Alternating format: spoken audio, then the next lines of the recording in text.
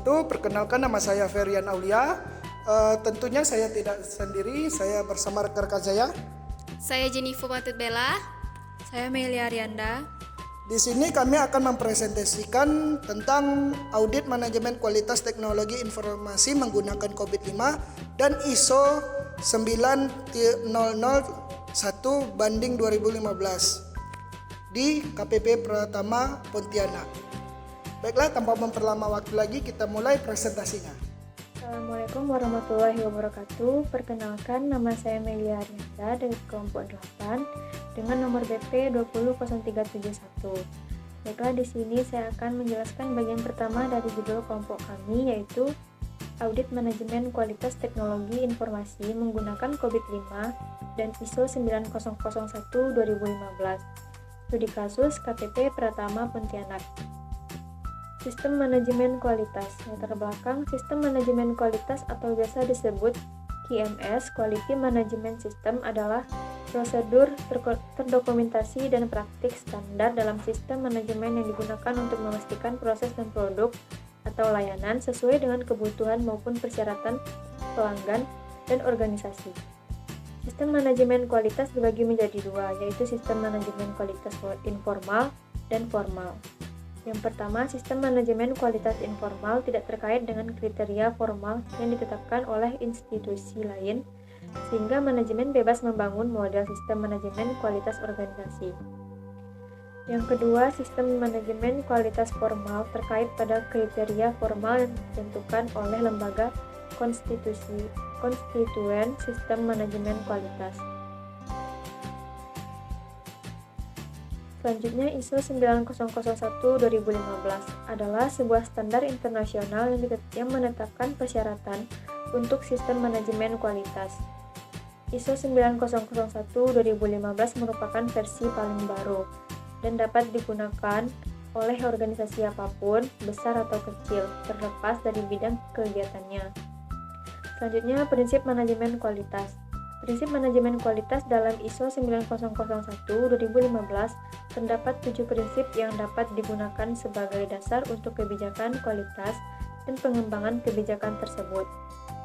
7 prinsip tersebut yaitu: yang pertama, fokus pada pelanggan; yang kedua, kepemimpinan; yang ketiga, keterlibatan orang; yang keempat, pendekatan proses; yang kelima, peningkatan; yang keenam, pengambilan keputusan berdasarkan bukti; yang ketujuh, manajemen hubungan.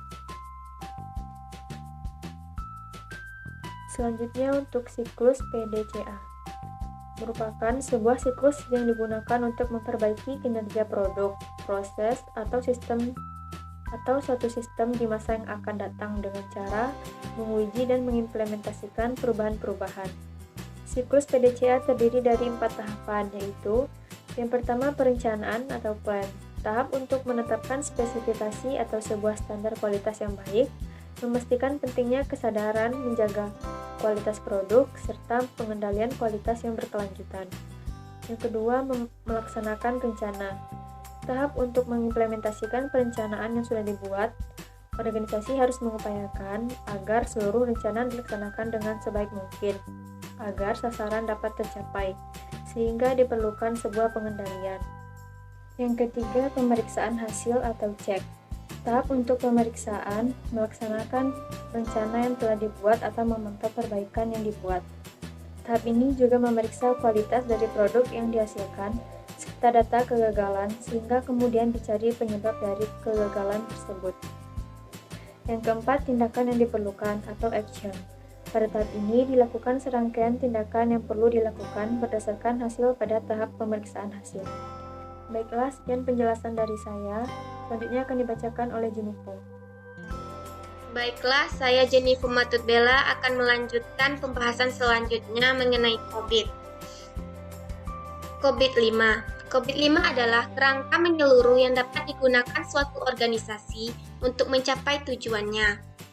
Dalam tata kelola dan manajemen perusahaan, COVID-5 membantu organisasi mengoptimalkan TI dengan menjaga keseimbangan antara keuntungan dengan tingkat risiko dan penggunaan sumber daya.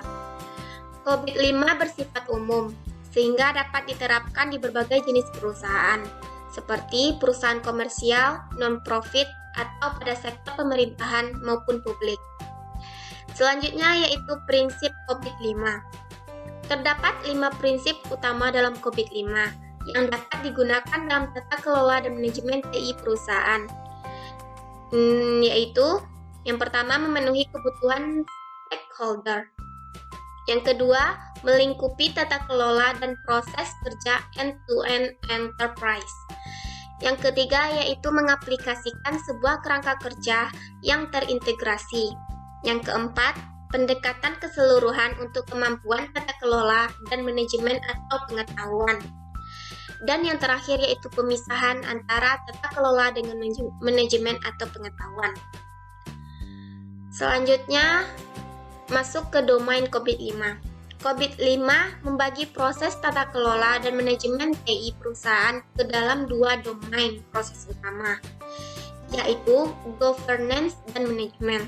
Governance merupakan satu domain yaitu EDM, Evaluate, Direct, and Monitor, yang terdapat 5 proses di dalamnya. Manajemen memiliki 4 domain yaitu Align, Plan, and Organize, atau disingkat dengan APO, dengan 13 proses Build, Acquire, and Implement, atau disingkat dengan BAI, dengan 10 proses Deliver, Service, and Support, atau DSS, dengan 6 proses dan Monitor, Evaluate, and Access, atau disingkat dengan MEA, dengan 3 proses. Selanjutnya yaitu COVID-TAM atau Process Assessment Model. Proses Assessment Model atau disingkat dengan PM merupakan serangkaian dokumen penilaian COVID yang menjadi pedoman untuk mengukur kinerja kapabilitas proses TI dalam sebuah organisasi. Kapabilitas proses mengidentifikasi kapabilitas level suatu proses tertentu dalam organisasi. Kapabilitas proses memiliki 6 level yang digunakan untuk mengukur kapabilitas tata kelola TI. 6 level tersebut adalah sebagai berikut. Yang pertama yaitu level 0. Incomplete proses merupakan pada level ini tidak dijalankan atau gagal untuk mencapai tujuan proses. Level ke-1, performance atau proses telah diimplementasikan dan dapat mencapai tujuan proses. Level kedua, manage proses, yaitu proses yang diimplementasikan, dikelola, dan hasilnya ditetapkan serta dikontrol. Yang keempat, level 3, established process, merupakan proses yang diimplementasikan, dikelola, dan hasilnya menggunakan proses terdefinisi dan dapat mencapai hasil prosesnya. Yang kelima yaitu level 4, predictable process, merupakan proses berjalan dengan batasan terdefinisi untuk mencapai hasil prosesnya. Dan yang terakhir yaitu level 5, optimizing process, yaitu proses yang diprediksi telah dikembangkan secara berkelanjutan untuk mencapai tujuan bisnis saat ini. Materi selanjutnya akan dibacakan oleh Ferian selaku moderator. Assalamualaikum warahmatullahi wabarakatuh. Perkenalkan, nama saya Ferian Aulia. Di sini saya akan melanjutkan presentasi atau materi dari rekan saya yang menggunakan COVID-5. Yang saya bahas pada saat ini yaitu environment.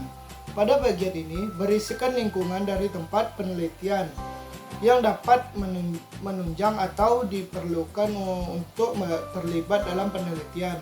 Dalam penelitian ini, yang diperlukan adalah peran di bidang TI di KPP Pratama Pontianak Barat. Dokumen yang terkait manajemen kualitas SOP, penanganan masalah TI serta infrastruktur yang tersedia. Yang kedua is research. Bagian ini diberikan tahapan-tahapan penelitian yang akan dilakukan, yaitu melakukan studi literatur berupa mencari dasar teori yang akan digunakan dalam penelitian ini seperti dokumen ISO 9001/2015 dan COVID-5. teori tentang tata kelola TI serta COVID-5 PAM. Yang selanjutnya melakukan penentuan untuk klausul mana yang sesuai dengan penelitian ini berdasarkan keadaan di tempat studi kasus. Yang selanjutnya menentukan dan menyesuaikan domain pada COVID-5 dengan persyaratan yang ada pada klausul ISO 9001 2015. Menentukan input aktivitas dan output dari COVID-5 yang telah diintegrasikan dengan klausul ISO 9001 2015. Menentukan base cap preset atau BP, work production, WP generation practice, GP, dan generic work product atau GWP berdasarkan pada input aktivitas dan output yang telah ditentukan pada tahapan sebelumnya. Yang selanjutnya metode penerapan ISO 900-2015 dan COVID-5. Proses tata kelola TI dan proses Quality Management System atau QMS dapat diterapkan secara bersama berdasarkan kesamaan aspek untuk dapat meningkatkan kualitas proyek TI yang terintegrasi dengan QMS. Pemetaan dilakukan dengan cara membandingkan area domain pada COVID-5 dengan persyaratan atau klausul dari ISO 9001-2015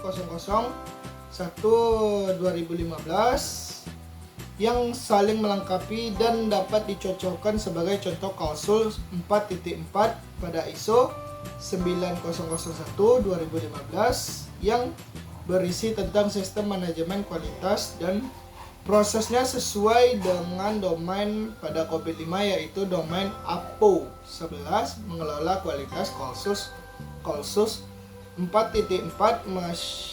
mensyaratkan untuk menerapkan, memelihara dan terus meningkatkan sistem manajemen kualitas termasuk proses yang dilakukan dan interaksi.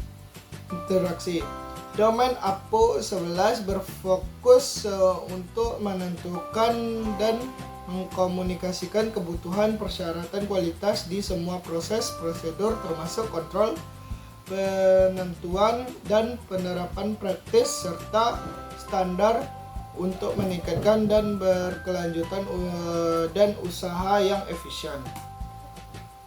Selanjutnya kesimpulan.